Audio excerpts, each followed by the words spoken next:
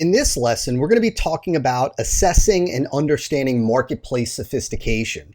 And this is one of the most valuable things that you can learn as a marketer. You get this lesson and it will forever change the way you craft marketing messages. In fact, after this lesson, you'll understand why lots of marketing messages, lots of marketing funnels fall flat. It's that valuable. So what is marketplace sophistication? Well, marketplace sophistication was popularized years ago by legendary advertising copywriter Eugene Schwartz. And marketplace sophistication is really all about the idea that markets, prospects, become more and more quote unquote sophisticated over time as they're exposed to more and more marketing messages. So as competitors come into a market, come into a niche, and begin knocking each other off and making similar promises and claims, the market becomes more and more sophisticated, and those type of propositions begin working less and less. And you'll see that there are 5 different stages of marketplace sophistication, and it's critical that you understand the sophistication level of your market, of your prospects, so that you can craft a message that is appropriate for their sophistication level. Now, let me give you an example of what marketplace sophistication looks like. Let's take, for example, the fat burning supplement arena. Well, at one point in time, there was no fat burning supplement. There were no fat burners available on the market whatsoever. And then somebody came along, some company came along, and they released the first fat burner. Now, in this stage, when there are no competitors, when it's a brand new market, so to speak, your marketing message doesn't have to be anything more than, in this example, take this pill and lose weight.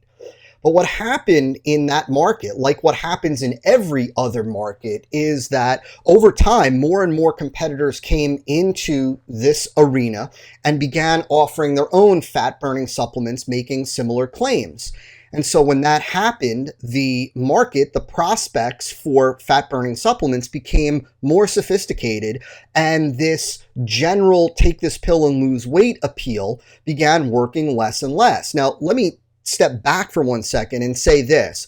Imagine if you and I partnered together today to create a new fat burner and offer a new fat burner to the marketplace, and we rolled out with a marketing campaign that had as a headline, take this pill and lose weight. What would happen? Well, we would get crushed, right? We would get crushed because that type of appeal no longer works in the fat burning arena because of the fact that prospects are too sophisticated for that because they've seen more and more advertisements. And so getting back to our example, what happened was the market became more sophisticated, and then marketers became more sophisticated. Their marketing message, I should really say, went up to stage 2. And in stage two of marketplace sophistication is really all about expanding on the claim, expanding on the promise. And so in this case, it became take this pill and lose 15 pounds. Now, like I said, what happens in all arenas, in all markets, happened here, and competitors began knocking each other off, making bigger and bigger claims, and the market became more and more sophisticated. And you reach a point where, with marketplace sophistication, where you can no longer just blow up the claim. You can no longer just expand the claim and make it bigger because it loses credibility. For example, if we said, take this pill and lose 100 pounds, the market today, of course, wouldn't respond to that because they wouldn't believe it because it lacks credibility. So when you reach a stage where you can no longer blow up the claim, that is the 3rd stage of marketplace sophistication. And marketplace sophistication at stage 3 is all about telling how the actual product works, how it does what it is that you are claiming it does. And so in this case, it would be take this pill with Garcinia cambogia to prevent the absorption of fat so you lose weight rapidly. The focus at this stage, when a market has reached a stage 2 or beyond stage 2, where you can no longer blow up the claim, now it is about giving the mechanism, if you will, behind how the actual product delivers the results. Then, of course, as more and more companies came out, in this example with Garcinia cambogia, now the marketplace reaches another level. You can't today just come out with a product that says take this pill with Garcinia and you'll lose weight, because the market now is too sophisticated for that. At one point, before the first supplement contained Garcinia cambogia, when the first product hit with Garcinia, that was good enough. But now the market is too sophisticated for that. And so we reach stage 4, where stage 4, very similar to stage 2, is about differentiating the mechanism, giving a unique mechanism, and expanding on the claim. And so in this example, it's take this pill with pharmaceutical grade Garcinia cambogia and prevent the absorption of fat and lose up to 20 pounds in 20 days, for example, right? So we've got this unique mechanism now, the unique aspect in this case being, let's assume that we are the first supplement to have pharmaceutical grade Garcinia in it, and we've expanded on the claim. Now, when a market has reached the next stage of sophistication, which is the highest stage of sophistication, it no longer becomes about the product or the claim of the product or even the unique mechanism. At stage 5, it becomes about identifying with the prospect and their experience. And so in this case, it's tired of taking fat-burning supplements and not losing weight. Now, the reality is that most markets, and this is, every market is different, every niche is different, and you need to assess your marketplace sophistication so that you understand where they're at. But most markets fall around stage 3, stage 4, where you're able to use a unique mechanism, which we're going to talk about in just a few minutes, to differentiate your claim. But the thing that I want you to really understand, that I want you to get when you get this, right? If you get this, is that if you don't understand your marketplace sophistication, if you don't understand what level of sophistication level your marketplace is at, if you don't take the time to look at your competitors and what it is that they've said and are saying to the market, well, you have no way of knowing if your message is up to the sophistication level, right? Like if again, we came out with a message today that was take this pill and lose 15 pounds, it's not sophisticated enough for the marketplace. And if you go and you look at a substantial amount of marketing online, a substantial amount of marketing funnels and how they're being presented, you'll see why they are falling flat, why they're not successful, because they have a message that is not sophisticated enough for the marketplace.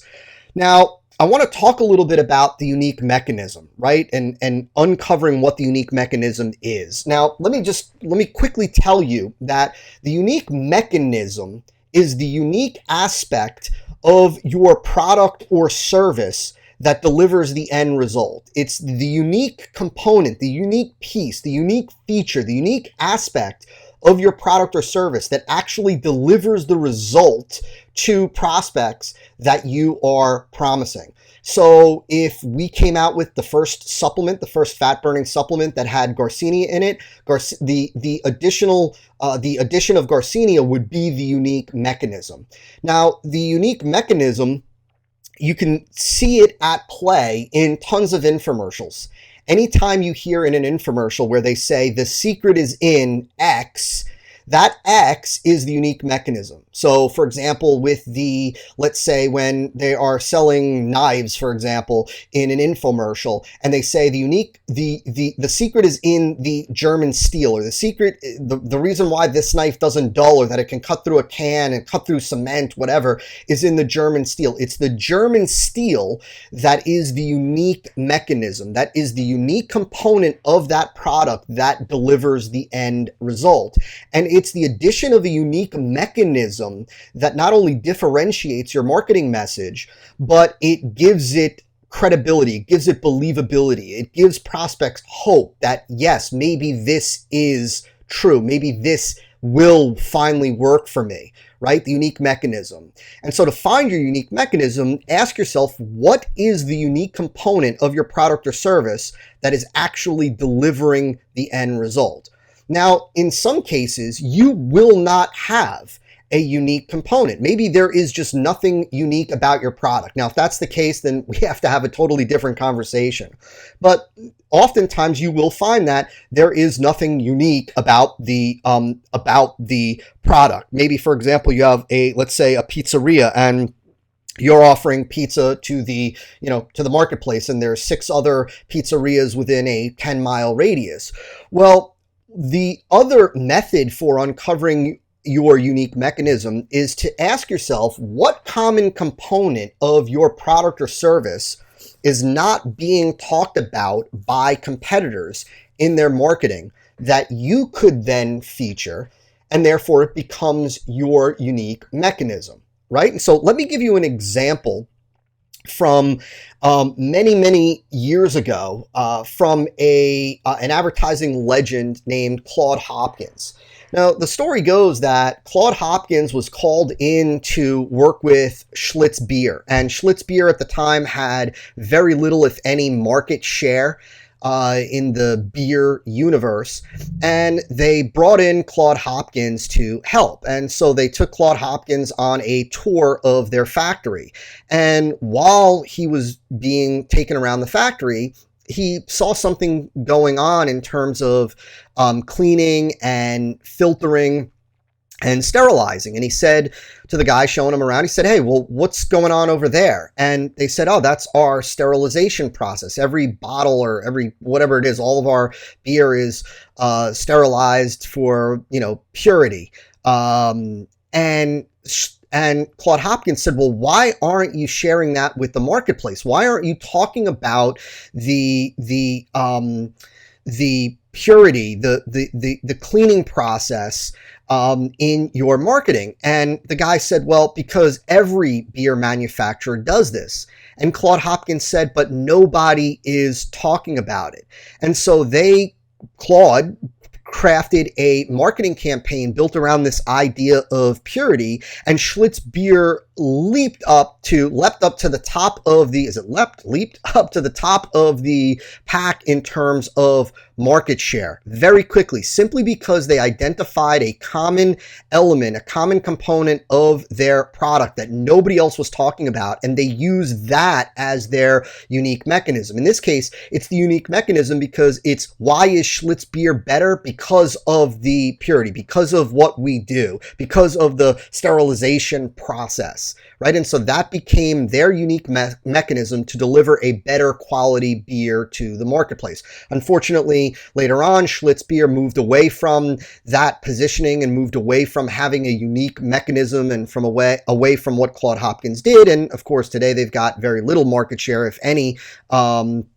But that is another way to craft or uncover your unique mechanism. So a couple of questions to help stimulate ideas for your unique mechanism. Number one, what are the common promises competitors are making to the marketplace? What are the common product claims competitors are presenting to the marketplace? Product claims meaning claims about their product or service.